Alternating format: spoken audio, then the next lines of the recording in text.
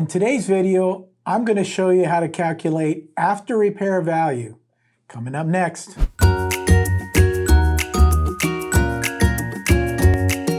What is after repair value?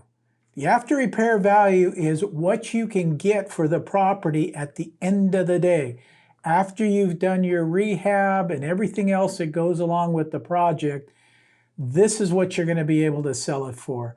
Very, very important number. If you don't know that number, you're going to end up dead in the water. Welcome back, everyone. Before we begin, do me a favor and hit that little like button so that I know that you're following along. Now, let's jump on in. Now, how do you calculate that? There are several different ways to do that. One, if you're a real estate agent, you can literally go on the multiple listing service and you can calculate through that part of it and figure out, okay, what's selling for in a particular area. You can draw a circle around it. Then you can compare bedrooms, bathrooms, square footage. And again, if you're a real estate agent, it's very easy to do that. That's probably the most accurate. You can go through a program that real estate agents also have. It's called Realist. And Realist kind of does the same function as one of those big unnamed real estate conglomerates out there do. They pull the information from the multiple listing service, they gather that information, and then they do the same thing. They draw a circle around there, and this is what's sold in that area. Obviously, dealing with a real estate agent, you're going to get the most correct information. Realist would be second. The other website that I want to introduce you to, as investors, you may not be a real estate agent, is called Peligo. www.peligocom. Peligo is in Washington, is in California, and is currently in Florida as well. So we're dealing here in California. Peligo is a great website for the novice or experienced investors to go on. You literally put the address in there. It finds that particular address. One of the first little boxes or columns is the comps, the comparables. That's what we're looking for. That's what's the after repair value. You go through those comps to make sure that, again, you're comparing apples and apples. You don't want to compare a 2-bedroom with a 4-bedroom house because, again, you're going to end up possibly paying too much or too little at the end of the day, and you're going to lose out on a deal. The next little area it goes into is a rehab, and it kind of tells you, gives you what a rehab is, a maintenance rehab, and it goes all the way up to a very extensive rehab, and it gives you a dollar amount. And it's up to you to figure out, okay, what dollar amount am I going to put on there? I personally do 10% of the after repair value, okay?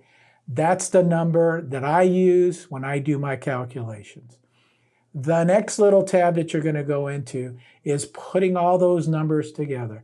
You're going to put down there what the purchase price is. It's already established the after repair value. You've put in the rehab.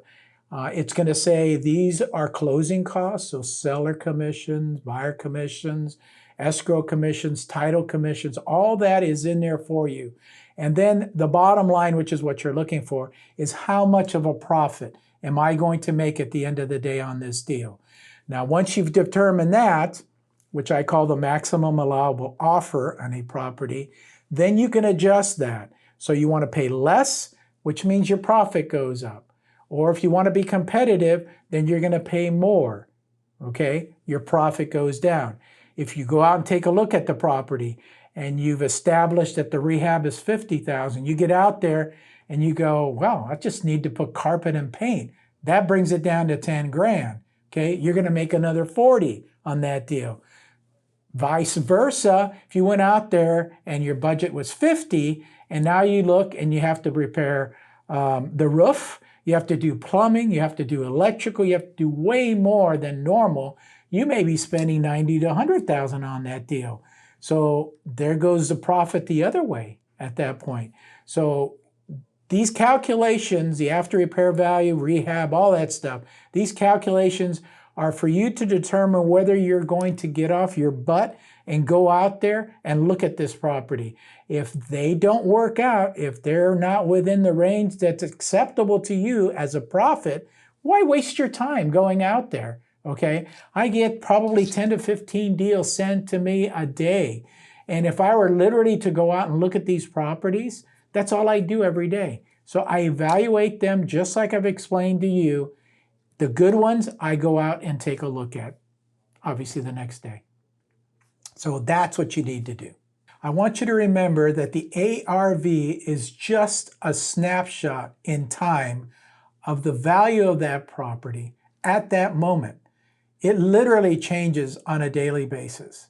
For example, we just did a flip that we bought at a great price, thought that the ARV was here, which it was at the time, but the market is just literally going crazy right now.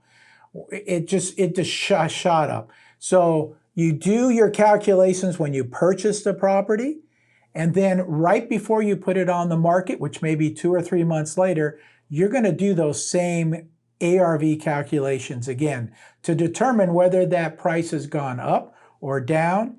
Remember, if you're flipping for a business, you want to put it on the market either at the market value or a little bit below, and just let the market forces take care of it after that. You want to be in and out as quick as possible. You don't want to value it so high that nobody's going to come over and take a look at it. So if you want some information, take a look right up here at that flip that I'm talking about. If you have any questions, feel free to reach out at any time. And for all of you who have been reaching out, I appreciate it, and I answer all your questions.